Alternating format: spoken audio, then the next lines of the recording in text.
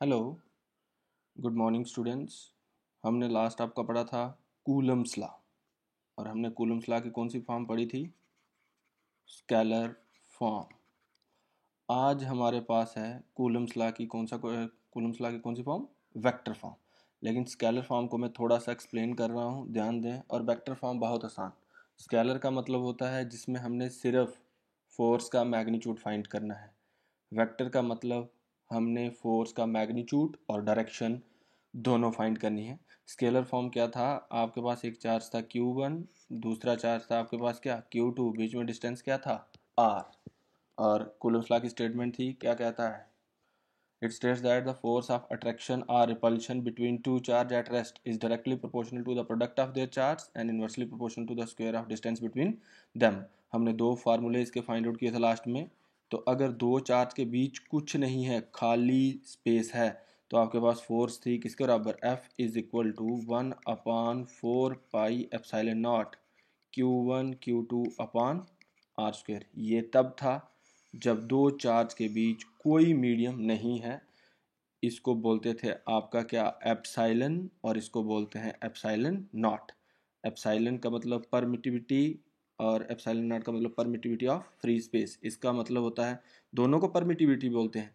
जिसके साथ जीरो नहीं लगा होता उसको बोलते हैं परमिटिविटी ऑफ मीडियम। कहने का मतलब दो चार्ज के बीच कोई मीडियम है, लेकिन जब जिसके साथ जीरो लगा होता है उसके पाँव के नीचे, ये सुपरस्क्रिप्ट और सबस्क्रिप्ट बोलते हैं इनको, जो पाँव के नीचे यहाँ लगा होता है इसको बोलते हैं परमिटिविटी ऑफ फ्री स्पेस। कहने मतलब दो चार्ज के बीच कोई मीडियम नहीं। तो जब दो चार्ज के बीच, ये तब फोर्स थी जब दो चार्ज के बीच कोई मीडियम नहीं। जब दो चार्ज के बीच मीडियम है तो एफ एम किसके बराबर? 1/4 पाई एप्सिलॉन नॉट के Q1 Q2 upon R square. ये दो फार्मूले आ गए, यहाँ से न्यूमेरिकल निकलेंगे। जब दो चार्ज के बीच कोई मीडियम नहीं है ये फार्मूला लगेगा। जब दो चार्ज के बीच मीडियम है तो आपका फार्मूला लगेगा, सेम फार्मूला है, सिर्फ मीडियम में आपके साथ वहाँ फार्मूले में एप्सिलॉन नॉट के साथ क्या लगेगा? के। ओके, आज है हमारा question Coulomb's law in vector form. कौन सा भाई? Vector form. पिछले में हमने सिर्फ मैग्नीट्यूड फाइंड किया है फोर्स का। आज हमें उस फोर्स का हमें क्या करना है? डायरेक्शन भी फाइंड करनी है। तो जो पहले हमें कौन सा पढ़ना है आज? Coulomb's law in vector form. Okay, पूरा क्वेश्चन आता है पेपर में, state and explain Coulomb's law, और इसकी स्केलर फॉर्म को भी एक्सप्लेन करो और वेक्टर फॉर्म को भी एक्सप्लेन करो। मोस्ट इंपॉर्टेंट क्वेश्चन है, 5 मार्क्स का ये। सब यूनिट फर्स्ट पढ़ रहे हैं आप, चैप्टर नंबर फर्स्ट का, फिर सब यूनिट सेकंड आएगा, सब यूनिट थर्ड आएगा, 4 आएगा और फिफ्थ आएगा, फिर आपका चैप्टर नंबर फर्स्ट खत्म होगा। तो ध्यान दें, अब आपने एक चीज़ अच्छे से समझनी है, इधर ध्यान दें, फिर मैं आपको फिर से बताऊंगा। एक हमारे पास चार्ज है Q1, दूसरा चार्ज है Q2, ठीक है, बीच में डिस्टेंस है R।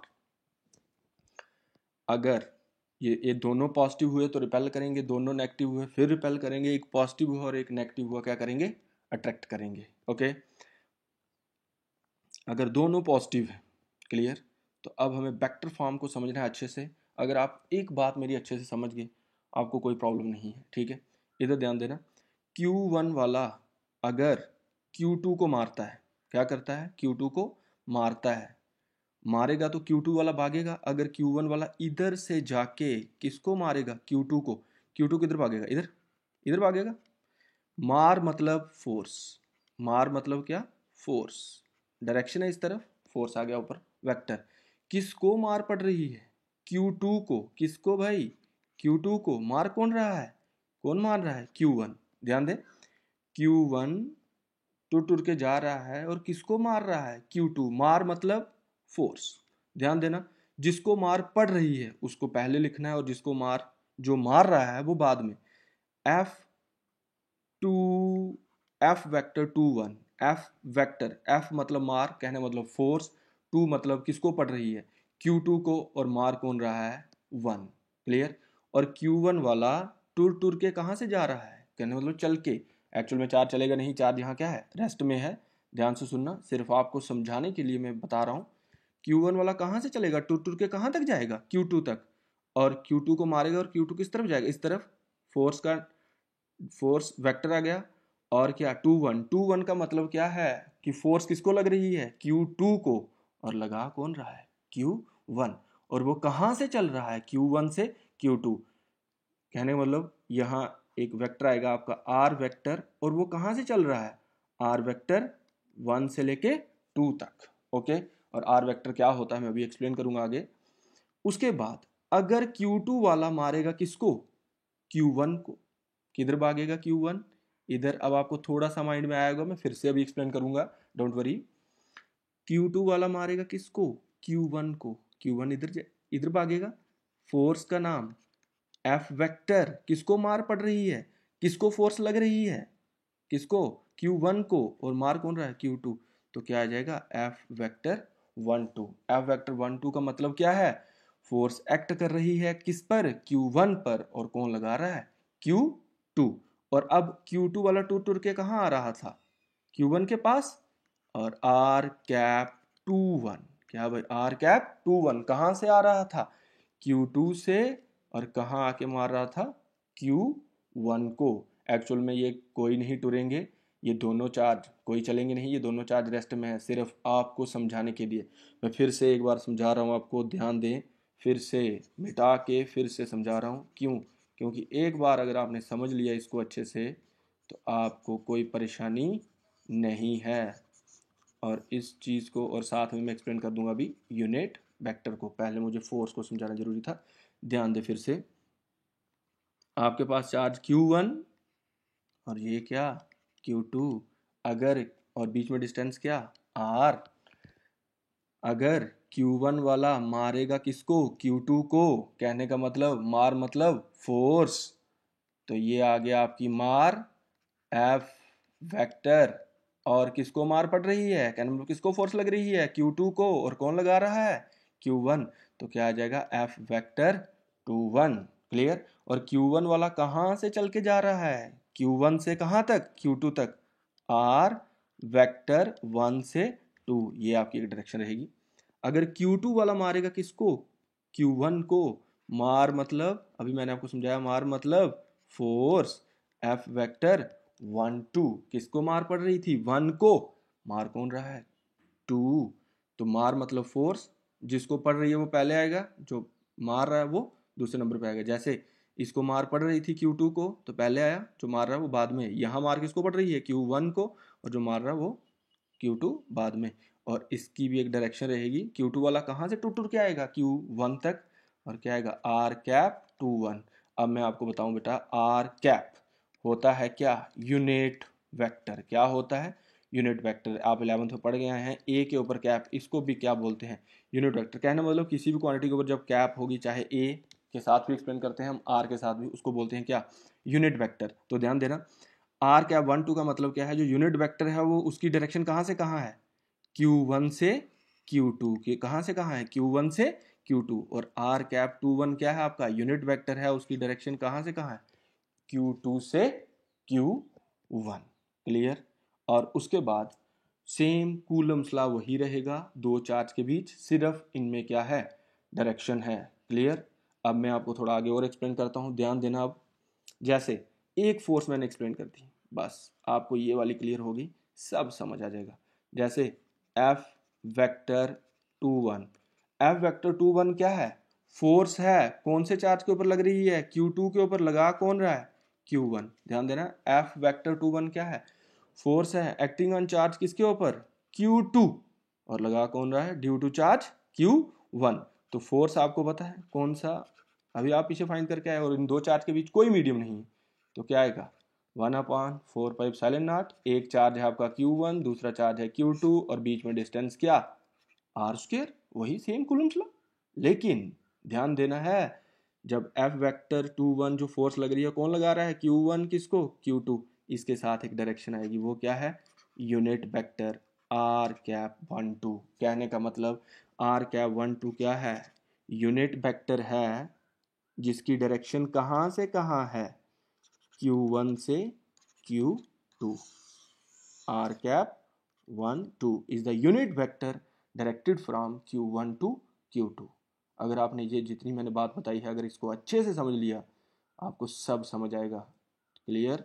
अब ध्यान देना है, अब आपके पास डायग्राम मैंने पहले ही बना के रखी है, हर एक चीज़ आपको अच्छे से समझ आए। ये चीज़ जितनी मैंने ये चीज़ समझाई है इसको अच्छे से सुनना है और अच्छे से रिमाइंड करना है। ये यूनिट वेक्टर 11th का कंसेप्ट है, आगे भी एक्सप्लेन किया जाएगा, अभी बहुत टाइम आएगा, लेकिन इसको रिवाइज करें। अगर कुछ लोगों को भूल गया है तो 11th वाला रिवाइज करें, यूनिट वेक्टर। अब ध्यान दें, वेक्टर फॉर्म डायग्राम ये बनी हुई है, अच्छे से डायग्राम बनानी। हमेशा डायग्राम को ऐसे एक डिब्बे में बॉक्स बंद कर लेना। एक चार्ज हमारे पास Q1, दूसरा चार्ज है हमारे पास क्या Q2, बीच में डिस्टेंस क्या है R। जब Q1 वाला फोर्स लगा रहा है Q2 को तो फोर्स का नाम क्या है F वेक्टर 21, और जब Q2 वाला लगा रहा है Q1 को तो फोर्स का नाम है F वेक्टर 12।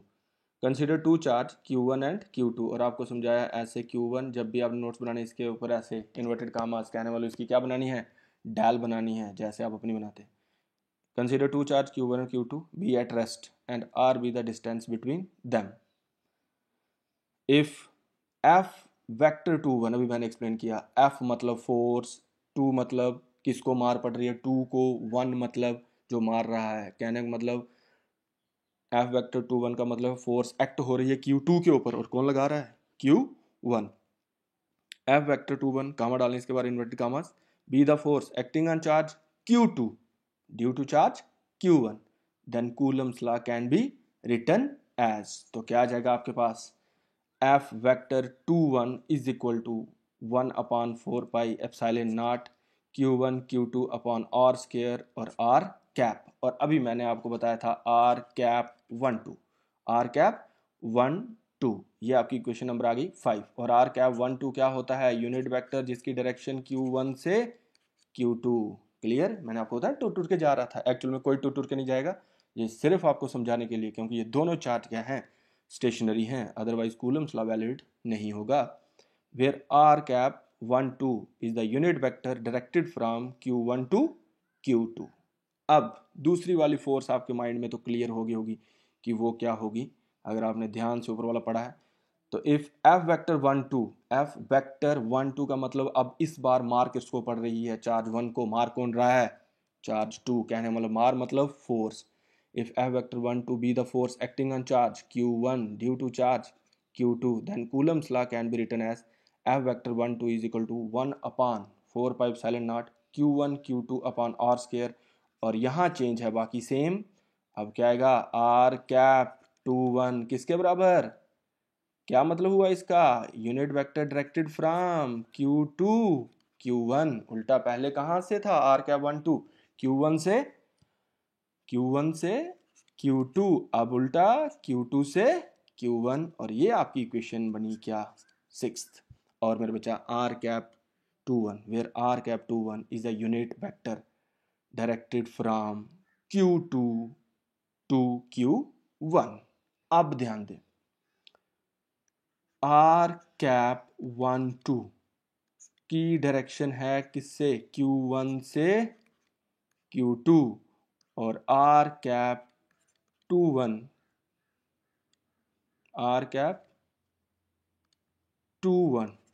की डायरेक्शन है किससे, Q2 से Q1। R कैप 1 2 की डायरेक्शन किससे है, Q1 से Q2, और R कैप 21 की डायरेक्शन क्या है, Q2 से Q1। इसका मतलब R cap 1 2 is equal to R cap 21 लिख सकते हैं हम, क्या लिख सकते हैं, नहीं। एक की डायरेक्शन इस तरफ है और दूसरे की डायरेक्शन इस तरफ है। जो पहला है R कैप 1 2 उसकी डायरेक्शन इस तरफ है, और R कैप 21 की डायरेक्शन उसके क्या है, अपोजिट। इसका मतलब हम इन दोनों को बराबर नहीं लिख सकते, लेकिन अगर हम इनको बराबर लिखना है तो साथ में क्या आएगा, माइनस का साइन। क्यों, माइनस के साइन से ये क्लियर होगा कि इन दोनों की डायरेक्शन क्या है, अपोजिट। क्या है, अपोजिट। तो इधर ध्यान दें, we know that R cap 1 2 is equal to, हम लिख सकते हैं माइनस R कैप 2 1। इसका मतलब जहां लिखा होगा R कैप 1 2 जिस इक्वेशन में, हम उस जगह लिख सकते हैं क्या, माइनस R कैप 2 1। तो हमारी इक्वेशन देखें, इक्वेशन नंबर 5 यहाँ है R कैप 1 2, तो इसका मतलब मैं R कैप 1 2 की जगह क्या लिखूंगा, माइनस R कैप 2 1। देखिए इधर देयरफॉर इक्वेशन फिफ्थ बिकम्स, तो क्या आ गया मेरे बेटा, फिफ्थ को देखिए, F vector 2 1 1 upon 4 pi epsilon naught Q1 Q2 upon R square, और देखिए क्या आया माइनस, क्या आया माइनस आर कैप 2 1। तो इस माइनस को मैं यहाँ से उठा के आगे कर लूँगा यहाँ फ्रंट पर, तो क्या आ गया F vector 2 1 is equal to minus 1 upon 4 pi epsilon naught Q1 Q2 upon R square और साथ में आर कैप 2 1। अगर अब आप अपनी इक्वेशन नंबर 6 ये 7th और किसको 6 को देखें, किसको भाई, अब कंपेयर करेंगे दोनों इक्वेशंस कौन सी 6th और 7th। तो ध्यान देना पहले लेफ्ट हैंड साइड से F vector 1 2, okay, F vector 2 1, clear. अब राइट हैंड साइड से same 1 upon 4 pi epsilon naught, सिर्फ यहाँ क्या है माइनस, बाकी same 1 upon 4 pi epsilon naught Q1 Q2 upon R square same, R cap 2 1 same, Q1 Q2 upon R square same ये, और are cap 2 1 same. इसका मतलब ये दोनों आपस में बराबर हैं, कौन सा डियर, एफ वेक्टर 1 2, लेकिन इनकी डायरेक्शन आपस में क्या है, अपोजिट है। अगर हम इक्वेशन 6th और 7th को कंपेयर करें, लेफ्ट हैंड साइड में है आपका F vector 1 2 is equal to, right hand side same, जो लेफ्ट हैंड साइड है 6th की वो सेम है 7th की राइट हैंड साइड, लेकिन उसमें क्या है माइनस है, और वो किसके बराबर होगी, एफ वेक्टर 2 1। इसका मतलब जहाँ जो दो फोर्स आई हैं वो बराबर तो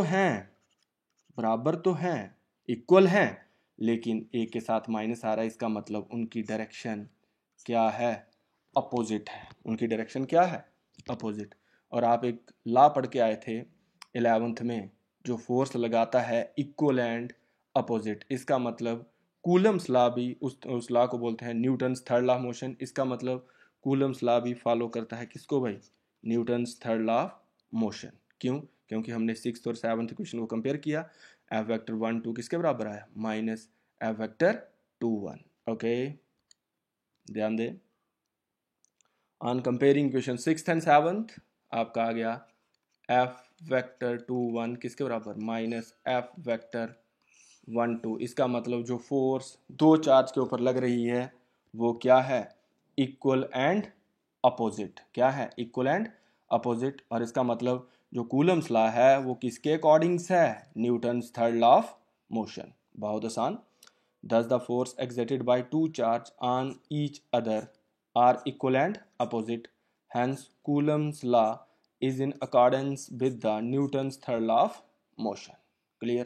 ये था मेरे बच्चा आपका Coulomb's law in vector form, जिसमें आपने फोर्स निकाली और साथ में उसकी क्या फाइंड की, डायरेक्शन।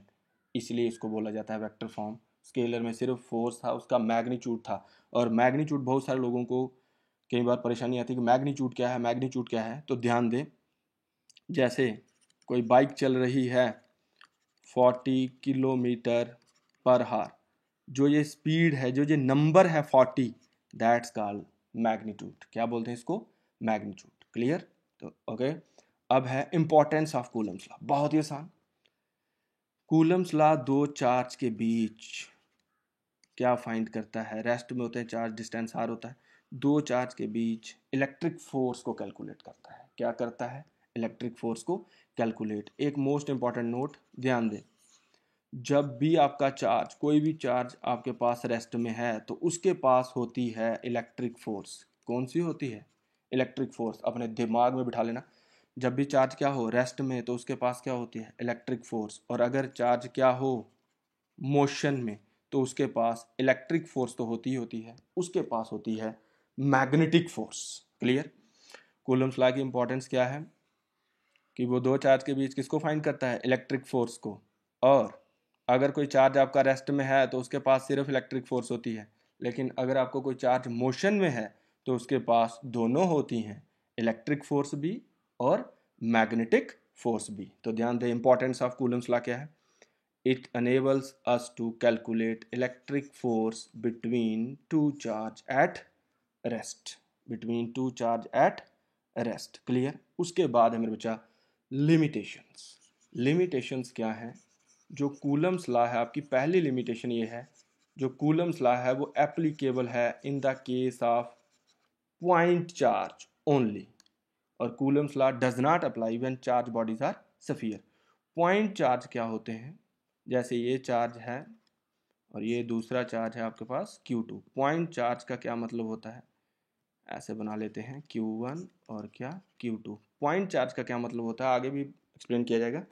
जब magnitude when the magnitude of two charge is less than the distance between them, जो दो चार्ज की ताकत उनके डिस्टेंस से क्या हो, कम हो, इन चार्ज को बोलते हैं क्या, पॉइंट चार्ज। ठीक है, तो कूलम्स लॉ सिर्फ एप्लीकेबल है पॉइंट चार्ज के लिए, और चार्ज भी क्या होने चाहिए, रेस्ट में होने चाहिए।